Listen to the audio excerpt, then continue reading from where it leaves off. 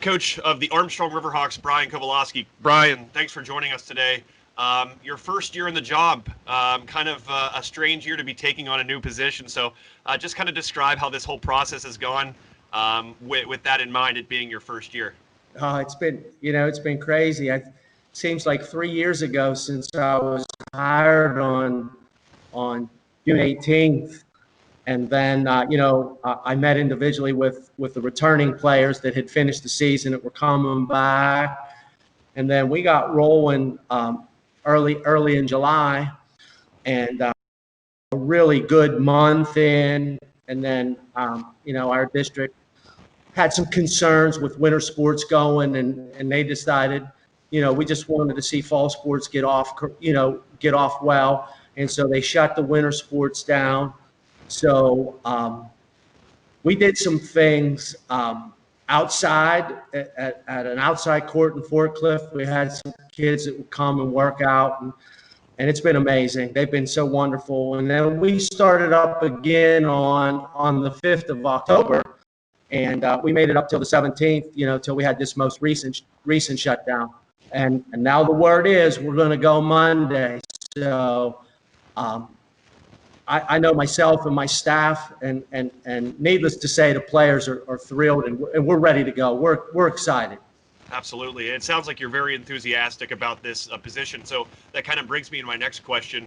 Why now? Why this time to step back into the head coaching helm here at Armstrong after a little bit of hiatus since your time at Fort City? Yeah. It's funny how it works. I just, I got out of it. I finished up. I was at IUP for a couple seasons. And then with teaching full time and doing all that traveling, it just wasn't working. And my daughter was young at the time. And then, I did some coaching on the side with her youth program. And then about 3 years ago, I was actually walking in here to school. I teach at Lenape. And they were actually having the elementary signups in the lobby. They do that on back to school night, and they pulled me aside and asked me if I would help with the 5th grade team at the time, and I was reluctant, but I did, and I guess it was that group of kids and who I was working with. It just got the juices flowing again, and got the interest in, and brought me back and involved with Armstrong basketball. I did the 7th grade, and I just, so what brought me back in is to build a program, not just a varsity team, to build a program from 2 to 12. That's everybody on my staff has that same goal. We want to build a program. So. Well, you led me right to my next question there, Coach. You talk about building a program. I'm sure one of the big things you want to do is establish some stability. This will be now the 3rd head coach in 4 years for Armstrong, 3rd head coach in I believe 6th season that winter sports will be happening in Armstrong. So with that in mind, I'm sure stability is at the top of your list as far as priorities, and as you said, build that program up. Absolutely. We're number one, we're trying to build rapport with the kids. It's great. I think when we're in the weight room, you got all 5 of my staff, myself included, in there pushing kids, encouraging them to do better, and it's just the camaraderie of what we're trying to do is really starting to take roots, and the kids are noticing that, and it's a two-way street. They appreciate it, we appreciate them. They've been fantastic, and I have to add something. And it's amazing how things work. Coach Fabian actually played for me at Fort City. But when they thought the football season was over, when they finished up that game with Plum on that Friday, the following Monday, every football guy that was going to come out for basketball was at practice that Monday. That was I mean, at that point, I knew I did the right thing. Every kid, both Brown boys, all the guys were there that had played. I've never had that. Never in the 10 years that I was at Fort City. You just expect kids are going to take that, that time off, and and they were all there. So going back, not only are we building a program, we're developing athletes, and the communication between the coaches is going to be fantastic. And then it was funny because at that same practice, found out that they probably had another game scheduled for that Friday, and I said, guys, I don't want to see you again. I don't want, as much as I want you here, I don't want to see you again. Go be with coach for the rest of the week, and then we'll see you, when that's over. So that's kind of where we're at. Yeah, not only are you, I feel like, at a little bit of a disadvantage with these current circumstances and the COVID pandemic kind of interfering with what you want to do during your first season, but also you guys are returning a team that lost, I think, double-digit seniors from a year ago. So what kind of problem does that kind of create for you guys as far as maybe building a new identity and getting these other players that weren't seniors last year up to speed? Well, one of my big things is letting the players know and my staff know that obstacles are not a reason for excuses. So we're not going to come with excuses. We know we're behind the 8 ball. We do have 3 seniors that started on and off, returning. The disadvantage that I feel are the juniors and sophomores that didn't get maybe even as much playing time as they should have. There were a lot of seniors that played JVs last year, so cut into their playing time. I feel bad for those kids, and there's no way for us to make up that game experience for them. We're trying to, we're making them better individually and working on their skill work, but it's tough to give up a year of game development. And so that's where we're gonna have some inexperience game-wise early on, but we're not going to use that for an excuse. We're gonna go at it and be the best we can be. Absolutely, Coach. Once we get back into game action here, hopefully sooner rather than later, what are some things that the casual viewer might see about this team that is maybe directly correlated to to your identity and the things that you're trying to do and the imprint you're trying to place on this program as far as schematics and X's and O's? Well, the biggest thing you're going to see is camaraderie. You're going to see a team. You're going to see a togetherness of individuals fighting for a 5 as one, and everybody's role on our team is very important. Whether you're the 13th man on the bench or you're the head coach or you're a starter, everybody's role was going to be important, and you're going to see that togetherness that we're going to have. We're going to work really hard. We're going to be really tough. I mean, physically, we're not going to back down, and we're going to go out and play hard every night. You talk about that physicality and toughness, Coach. With that, I think that that has been kind of one of the reasons why this team has been so good defensively pretty much since Armstrong came about 6 years ago. They've been one of the best defensive teams in the WPIAL in the section, even on some of the down years and years where their records did not reflect that. So I'm assuming defense is going to be another thing that you're prioritizing to kind of keep that trend going in the right direction. I'm a defensive guy, so yeah, that's been our focus.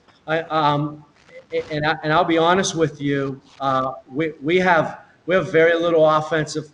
We have not panicked. We have not tried to overload the kids.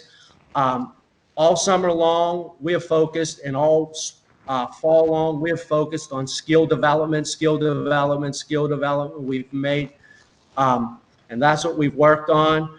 And now after we got the football guys, because, we had so many guys missing playing fall sports, there was no need to put a lot of emphasis on offense.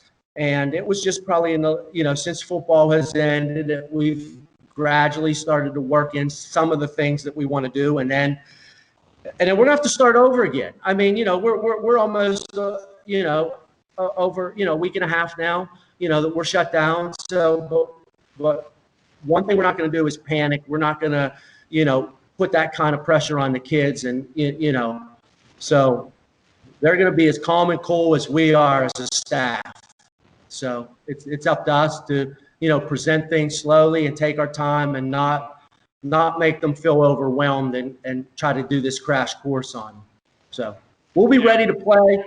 We might not have everything in, but we'll be ready to go whenever that first. I know it's tentatively out there now, and so things are changing, but we'll be ready.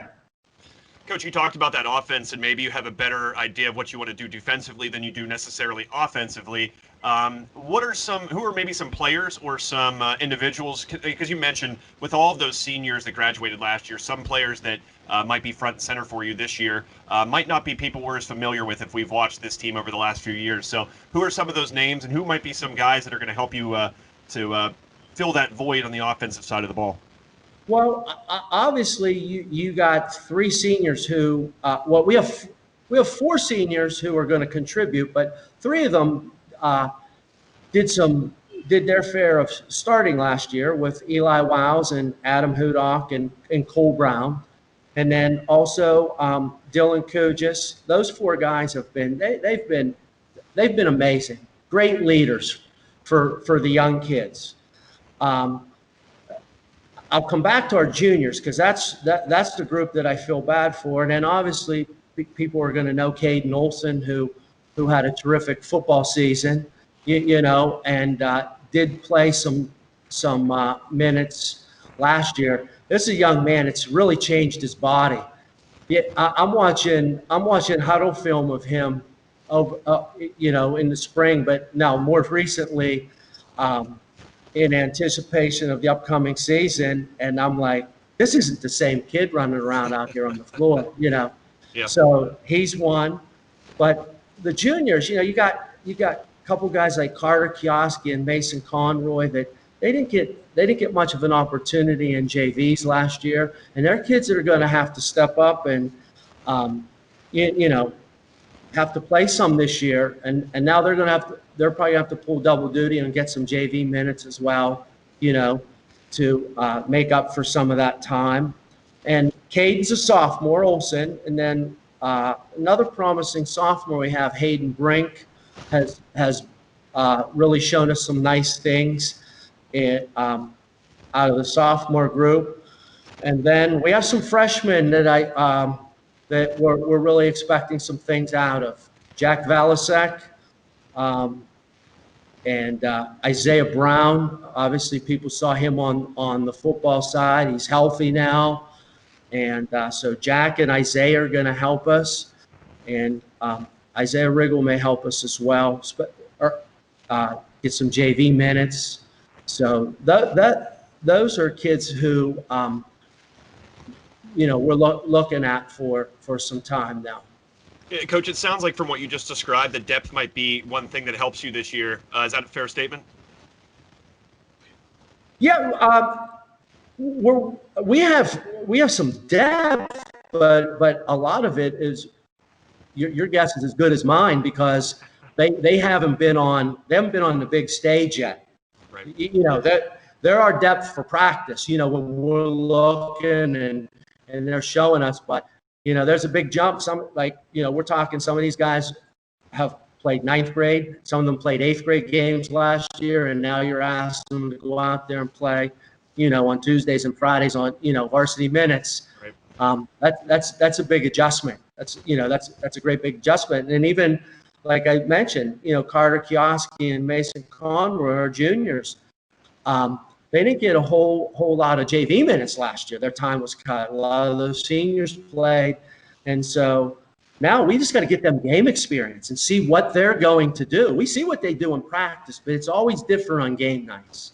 So that's where we're at. We're just going to keep, plugging away and working hard, and hopefully good things will happen.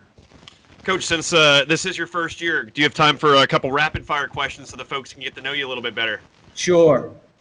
Name a basketball player that maybe had a big influence on you as far as your own development as a player and maybe even into your coaching career.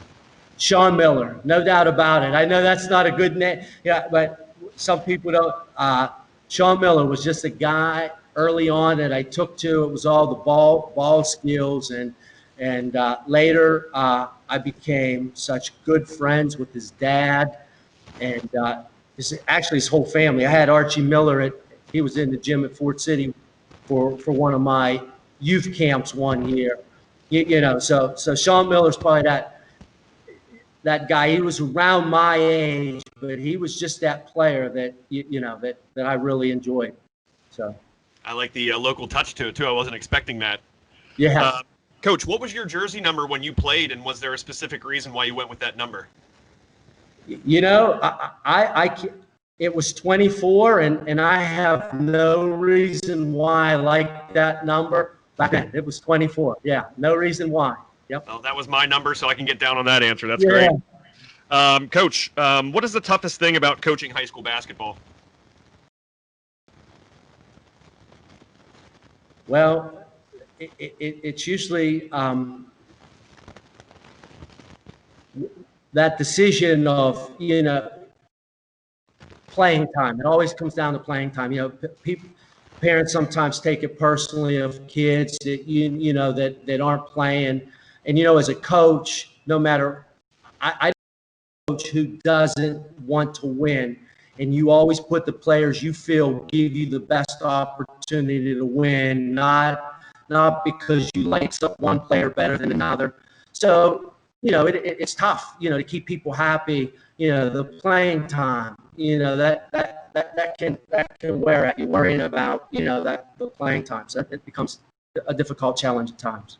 Absolutely. Coach, would you say you're more of a movie guy or a sitcom guy?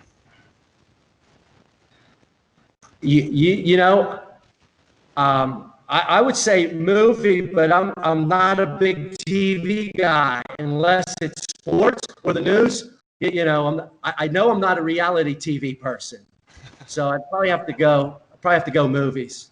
Any sports movie at the top of your list? Yeah, the first one that pops in my mind has always been the Hoosiers movie. That's one of my favorite. You can't say a bad thing about that movie. No. Especially if you're a basketball fan like you obviously right. are. Yeah. Coach, I'll leave you off with this one. You've got to coach in your hometown area with Ford City already, and now it's the consolidation. So that's probably a neat thing for you, getting to deal with not just those Ford City kids like you would have in the past, but now kids from Katanning. So talk about what is the neatest thing about being a coach in your hometown and now in this new establishment, playing at Armstrong Junior Senior High School. And you may not know this, and other people may not know this. This isn't my first time with a consolidated team. When I was coaching at Fort City as an assistant, and then Fort City had merged with Katanning back in the 90s, and I was an assistant at Armstrong Central for the first year of that merger. So this isn't my first time, but it has its good and bad, but my staff and myself, we want to make Armstrong basketball be something that the people of the Fort City and Katanning area want to come to. Obviously not this year, given the situation, right. But we want to make it so Tuesdays and Friday nights, the local people in Armstrong County want to head up to Armstrong High School and catch the Hawks playing in what we hope to be an important Tuesday or Friday night game. You know what I mean? And get that atmosphere up there. That's what we want to build for the kids and for the community. We want to make basketball relevant at Armstrong High School. That's our goal. Yeah, well said, Coach. That's great to hear. And I'm curious, before I let you go, coaching at Armstrong Central and getting a taste of that, and now this happening again in a different setting with just regular Armstrong, the Riverhawks, and now you're the head man. Do you ever think back to your time at Armstrong Central to kind of give yourself any, advice or to prepare for this new endeavor? No, because it's, you know what, it's so much different. Like, the neat thing about this year is this is the first year. I'm positive that this is the first year. These kids who are seniors this year never went to Katanning or Fort City. They came from the elementary school. They came from Lenape or West Hills, and then they went right to Armstrong. So we're dealing with true, Armstrong. The boundaries are long gone. You know what I mean? And it's what it is. And this time it was done so much better. New high school built, and all the right things. And we have a nice facility up there. Now we want to put some product out on the floor and display that gym and make it a happening place to be. Absolutely. That's our goal. Absolutely. Sounds like you guys are on the right track here, Coach. And like I said to start this, we can't wait to see you out on the gym floor. These Skype meetings, they're nice for things like this, but nothing beats being in person and getting to talk to our coaches. And certainly we look forward to seeing you on the hardwood here very soon. I appreciate that, Joe, and thanks for having me. And I like to give all my players all the recognition and my coaches. My coaches, if I haven't said it, they've been amazing so far. I have a great staff, great junior high staff, and my varsity staff. They've been excellent. So I want to make sure they get a big shout out because I can't be more proud of all the work that they've done for me.